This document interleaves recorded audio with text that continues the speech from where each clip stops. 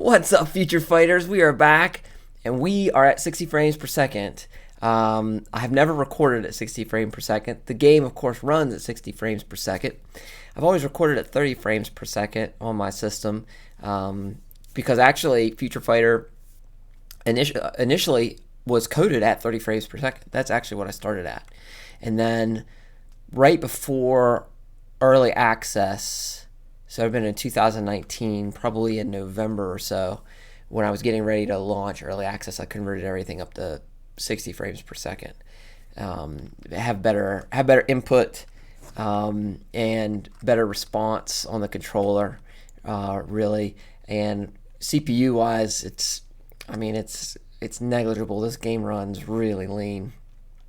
I could probably crank it up to 120 frames per second, and it would be just fine, and have good inputs. Maybe we'll do that someday.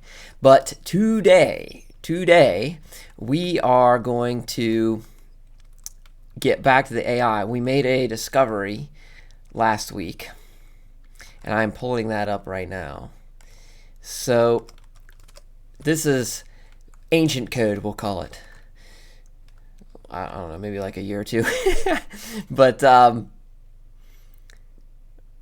oh, I went too far. Here. Shadow AI, when he's controlling one of the characters in the game, he automatically knows how far he needs to be to pull off any move in the game. So these are the moves there, and these are the distances, because we teach him this.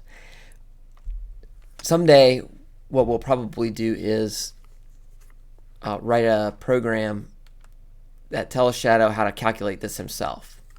We're not at that point yet.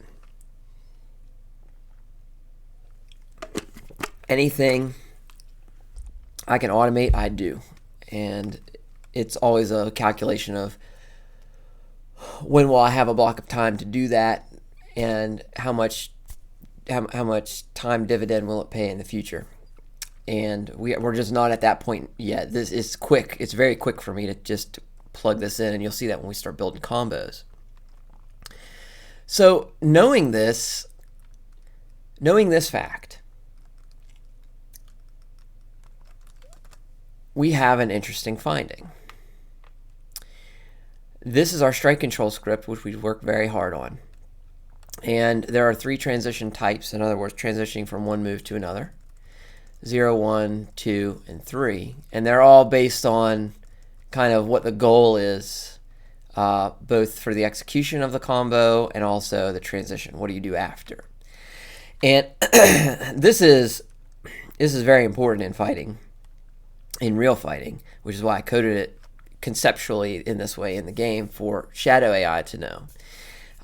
And the reason it's important is just like when you're playing pool, you want to know, you don't just want to hit the cue ball at the ball that you're trying to knock in the pocket. You want to know, well, what's going to happen to that cue ball after I do that, and where do I want to go next? Fighting is exactly the same way. So you have to have all that kind of set up already. And of course, it doesn't always work, right? The cue ball doesn't always go the way you want, or you hit it wrong. You may make the shot, but you're not in the exact place you want to be, and then you got to adapt, and that's fighting. And that's great. When this works, though, it's unstoppable because you're so far ahead of your opponent's thinking that you can really make some good openings. So we like this. However,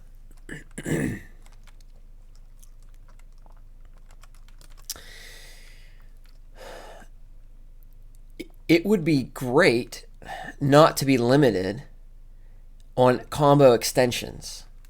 And what that means is after you finish a combo, going right into the next combo, and not trying to do that adaptation I was talking about, not taking the time to think, okay, where is everybody at? What can I do? No, just boom, boom, boom, shift, boom, boom, boom. And you double the damage in a very short amount of time.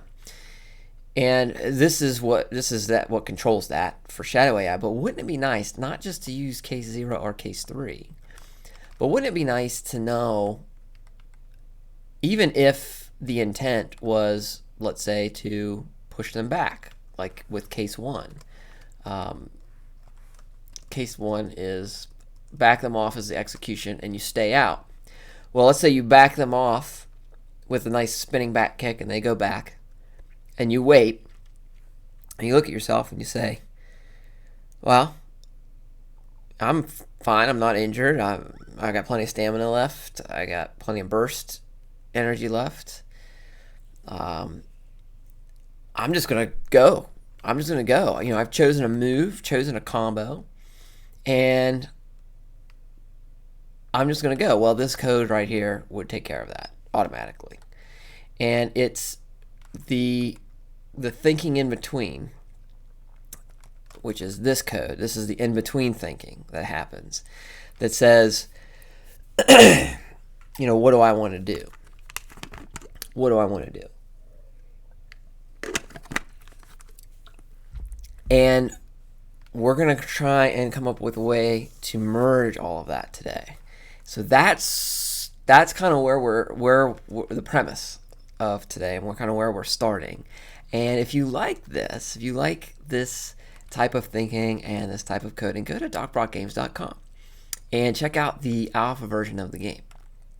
You can check out the current features that are in the game, the 2 characters that I've motion captured myself into the game, and some screenshots showing them in different aspects of the game, different gameplay elements. Then put your email address in at the bottom, and I'll let you know when the game comes out. Then come back to YouTube, because we got a lot of work to do. I'll see you then.